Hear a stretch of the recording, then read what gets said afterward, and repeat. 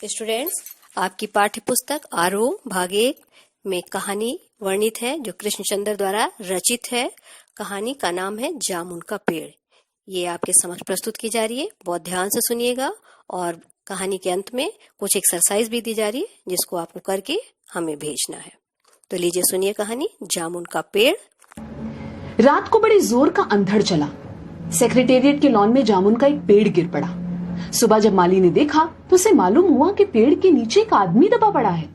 माली दौड़ा दौड़ा चपरासी के पास गया, चपरासी दौड़ा दौड़ा क्लर्क के पास गया, क्लर्क दौड़ा दौड़ा सुपरिटेंडेंट के पास गया, सुपरिटेंडेंट दौड़ा दौड़ा बाहर लॉन में आया। मिनटों में ही गिरे हुए पेड़ के नीचे दबे आदमी के इर्द गिर्द मजमा इकट्ठा हो गया। बेचारा जामुन का पेड़ कितना फलदार था, एक क्लर्क बोला।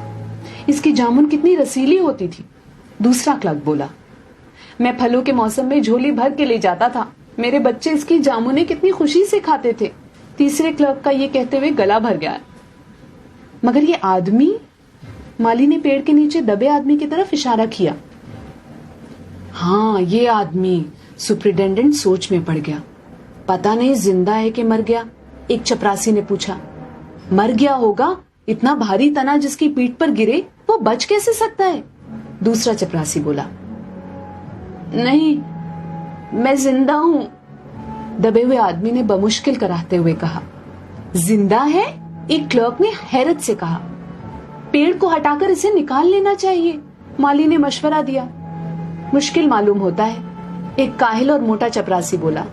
पेड़ का तना बहुत भारी और वजनी है। क्या मुश्किल है, माली बोला। अगर सुपरिटेंडेंट साहब हुक्म दे तो अभी 15-20 माली, चपरासी और क्लर्क जोर लगा के पेड़ के नीचे दबे आदमी को निकाल सकते हैं। माली ठीक कहता है, बहुत से क्लर्क एक साथ बोले। लगाओ जोर, हम तैयार हैं। एकदम बहुत से लोग पेड़ को काटने पर तैयार हो गए। ठहरो, सुपरिटेंडेंट बोला, मैं अंडर सेक्रेटरी से मशवरा कर लूं।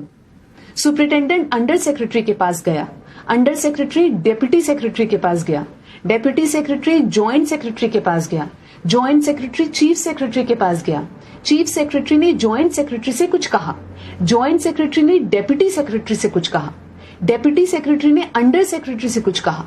फाइल चलती रही। इसी में आधा दिन गुजर गया। दोपहर को खाने पर दबे हुए आदमी के इर्द गिर्द बहुत भीड़ हो गई थी। लोग तरह तरह की बातें कर रहे थे। कुछ मनचले क्लर्कों ने मामले को अपने हाथ में लेना चाहा। वो हुकूमत के फैसले का इंतजार किए बगैर पेड़ को खुद से हटाने की तैयारी कर रहे थे कि इतने में सुपरिटेंडेंट फाइल लिए भागा भागा आया। बोला, हम लोग खुद से इस पेड़ को यहाँ से नहीं हटा सकते। हम लोग वाणिज्य विभाग के कर्मचारी हैं और ये पेड़ का मामला है। पेड़ कृषि विभाग के तहत आता है, इसलिए मैं इस फाइल को अर्जेंट मार्क करके कृषि विभाग को भेज रहा हूँ। वहां से जवाब आते ही इसको हटवा दिया जाएगा। दूसरे दिन कृषि विभाग से जवाब आया कि पेड़ हटाने की जिम्मेदारी तो वाणिज्य विभाग की ही बनती है। ये जवाब पढ़कर वाणिज्य विभाग को गुस्सा आ गया। उन्होंने फौरन लिखा कि पेड़ों को हटवाने या न हटवाने की जिम्मेदारी कृषि विभाग की है, वाणिज्य विभाग का इस मामले से कोई ताल्लुक नहीं है। दूसरे दिन भी फाइल चलती रही। शाम को जवाब आ गया, हम इस मामले को हॉर्टिकल्चर विभाग के सुपुर्द कर रहे हैं क्योंकि ये एक फलदार पेड़ का मामला है और कृषि विभाग सिर्फ अनाज और खेतीबाड़ी के मामलों में फैसला करने का हक रखता है। जामुन का पेड़ एक फलदार पेड़ है, इसलिए पेड़ हॉर्टिकल्चर विभाग के अधिकार क्षेत्र में आता है। रात को माली ने दबे हुए आदमी को दाल भात खिलाया। हालांकि लॉन के चारों तरफ पुलिस का पहरा था कि कहीं लोग कानून को अपने हाथ में लेकर पेड़ को खुद से हटवाने की कोशिश न करें। मगर एक पुलिस कांस्टेबल को रहम आ गया और उसने माली को दबे हुए आदमी को खाना खिलाने की इजाजत दे दी। माली ने दबे हुए आदमी से कहा, तुम्हारी फाइल चल रही है, उम्मीद है कि कल तक फैसला हो जाएगा। दबा हुआ आदमी कुछ न बोला। माली ने पेड़ के तने को गौर से देखकर कहा, अच्छा है तना तुम्हारे कूल्हे पर गिरा, अगर कमर पर गिरता तो रीढ़ की हड्डी टूट जाती। दबा हुआ आदमी फिर भी कुछ न बोला। माली ने फिर कहा, तुम्हारा यहाँ कोई वारिस हो तो मुझे उसका अता पता बताओ, मैं उसे खबर देने की कोशिश करूंगा। मैं लावारिस हूं, दबे हुए आदमी ने बड़ी मुश्किल से कहा। माली अफसोस जाहिर करता हुआ वहां से हट गया। तीसरे दिन हॉर्टिकल्चर विभाग से जवाब आ गया। बड़ा कड़ा जवाब लिखा गया था, काफी आलोचना के साथ। उससे हॉर्टिकल्चर विभाग का सेक्रेटरी साहित्यिक मिजाज का आदमी मालूम होता था। उसने लिखा था, हैरत है इस समय जब पेड़ उगाओ स्कीम बड़े पैमाने पर चल रही है, हमारे मुल्क में ऐसे सरकारी अफसर मौजूद हैं जो पेड़ काटने की सलाह दे रहे हैं, वो भी एक फलदार पेड़ को, और वो भी जामुन के पेड़ को, जिसका फल जनता बड़े चाव से खाती है। हमारा विभाग किसी भी हालत में इस फलदार पेड़ को काटने की इजाजत नहीं दे सकता। अब क्या किया जाए? एक मंचले ने कहा, अगर पेड़ नहीं काटा जा सकता तो इस आदमी को काट कर निकाल लिया जाए। ये देखिए, उस आदमी ने इशारा से बताया। अगर इस आदमी को बीच में से यानी धड़ की जगह से काटा जाए तो आधा आदमी इधर से निकल आएगा और आधा आदमी उधर से बाहर आ जाएगा और पेड़ भी वहीं का वहीं रहेगा। मगर इस तरह से तो मैं मर जाऊंगा, दबे हुए आदमी ने एतराज किया। ये भी ठीक कहता है, एक क्लर्क बोला। आदमी को काटने का नायाब तरीका पेश करने वालों ने एक पुख्ता दलील पेश की। आप जानते नहीं, आजकल प्लास्टिक सर्जरी के जरिए धड़ की जगह से इस आदमी को फिर से जोड़ा जा सकता है। अब फाइल को मेडिकल डिपार्टमेंट में भेज दिया गया। मेडिकल डिपार्टमेंट ने फौरन इस पर एक्शन लिया और जिस दिन फाइल मिली उसने उसी दिन विभाग के उस सबसे काबिल प्लास्टिक सर्जन को जांच के लिए मौके पर भेज दिया। सर्जन ने दबे हुए आदमी को अच्छी तरह टटोलकर उसकी सेहत देखकर खून का दबाव, सांस की गति, दिल और फेफड़ों की जांच करके रिपोर्ट भेज दी कि इस आदमी का प्लास्टिक ऑपरेशन तो हो सकता है और ऑपरेशन कामयाब भी हो जाएगा, मगर आदमी मर जाएगा। लिहाजा ये सुझाव भी रद्द कर दिया गया।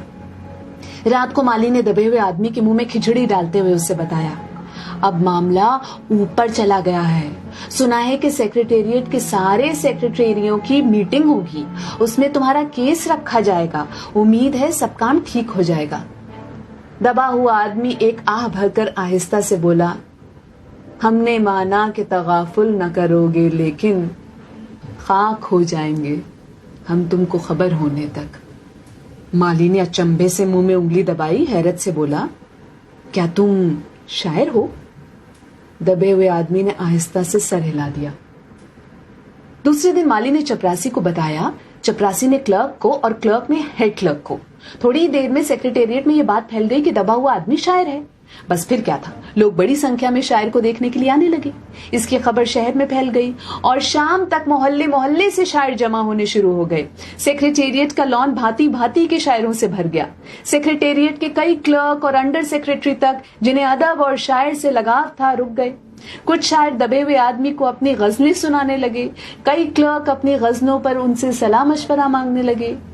जब ये पता चला कि दबा हुआ आदमी शायर है तो सेक्रेटेरिएट की सब कमेटी ने फैसला किया कि चूंकि दबा हुआ आदमी एक शायर है, लिहाजा इस फाइल का ताल्लुक ना तो कृषि विभाग से है और ना ही हॉर्टिकल्चर विभाग से, बल्कि सिर्फ संस्कृति विभाग से है। अब संस्कृति विभाग से गुजारिश की गई कि वो जल्द से जल्द इस मामले में फैसला करें और इस बदनसीब शायर को इस पेड़ के नीचे से रिहाई दिलवाई जाए। फाइल संस्कृत विभाग के अलग अलग सेक्शन में होती हुई साहित्य अकादमी के सचिव के पास पहुंची। बेचारा सचिव उसी वक्त अपनी गाड़ी में सवार होकर सेक्रेटेरिएट पहुंचा और दबे हुए आदमी से इंटरव्यू लेने लगा। तुम शायर हो? उसने पूछा। जी हां, दबे हुए आदमी ने जवाब दिया। क्या तखल्लुस रखते हो? अवस। अवस? सचिव जोर से चीखा, क्या तुम वही हो जिसका मजमुआ कलामे अक्स के फूल हाल ही में प्रकाशित हुआ है? दबे हुए शायर ने इस बात पर सिर हिलाया। क्या तुम हमारी अकादमी के मेंबर हो? सचिव ने पूछा। नहीं। हैरत है, सचिव जोर से चीखा, इतना बड़ा शायर, अवस के फूल का लेखक और हमारी अकादमी का मेंबर नहीं? उफ, कैसी गलती हो गई हमसे। कितना बड़ा शायर और कैसे गुमनामी के अंधेरे में दबा पड़ा है। गुमनामी के अंधेरे में नहीं, बल्कि एक पेड़ के नीचे दबा हुआ। भगवान के लिए मुझे इस पेड़ के नीचे से निकालिए। अभी बंदोबस्त करता हूँ, सचिव फौरन बोला और फौरन जाकर उसने अपने विभाग से रिपोर्ट पेश की। दूसरे दिन सचिव भागा भागा शायर के पास आया और बोला, मुबारक हो, मिठाई खिलाओ, हमारी सरकारी अकादमी ने तुम्हें अपनी साहित्य समिति का सदस्य चुन लिया है। ये लो ऑर्डर की कॉपी। अरे मुझे मगर इस पेड़ के नीचे से तो निकालो, दबे हुए आदमी ने कर्राह कर कहा। उसकी सांस बड़ी मुश्किल से चल रही थी और उसकी आंखों से मालूम होता था कि वो बहुत कष्ट में है। ये हम नहीं कर सकते, सचिव ने कहा।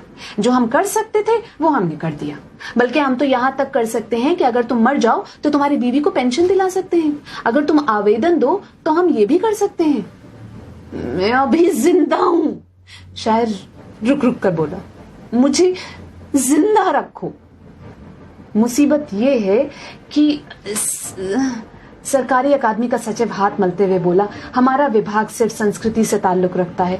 आपके लिए हमने वन विभाग को लिख दिया है, अर्जेंट लिखा है। शाम को माली ने आकर दबे हुए आदमी को बताया कि कल वन विभाग के आदमी आकर इस पेड़ को काट देंगे और तुम्हारी जान बच जाएगी। माली बहुत खुश हुआ। हालांकि दबे हुए आदमी की सेहत जवाब दे रही थी, मगर वो किसी न किसी तरह अपनी जिंदगी के लिए लड़े जा रहा था। कल तक, सुबह तक किसी न किसी तरह उसे जिंदा रहना है। दूसरे दिन जब वन विभाग के आदमी आरा कुल्हाड़ी लेकर पहुंचे तो उन्हें पेड़ काटने से रोक दिया गया।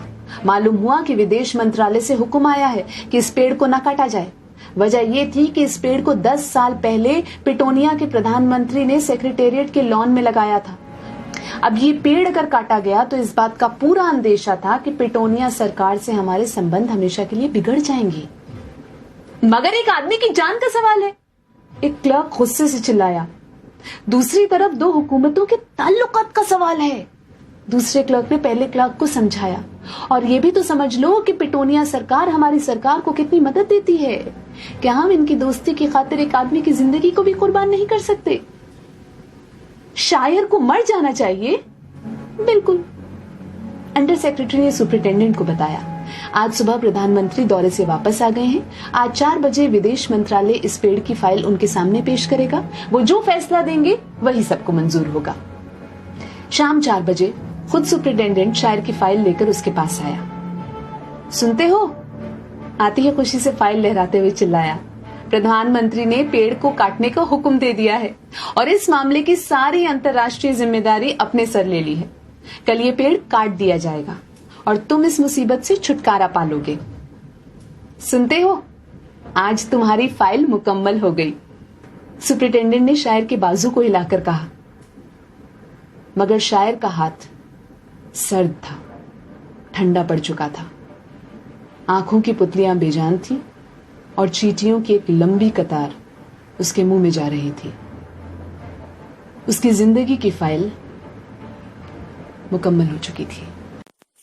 स्टूडेंट्स, आपके पाठ्यक्रम की ये कहानी जामुन का पेड़ जिसे आपने अभी सुना, अब इससे संबंधित कुछ प्रश्न नोट कीजिए।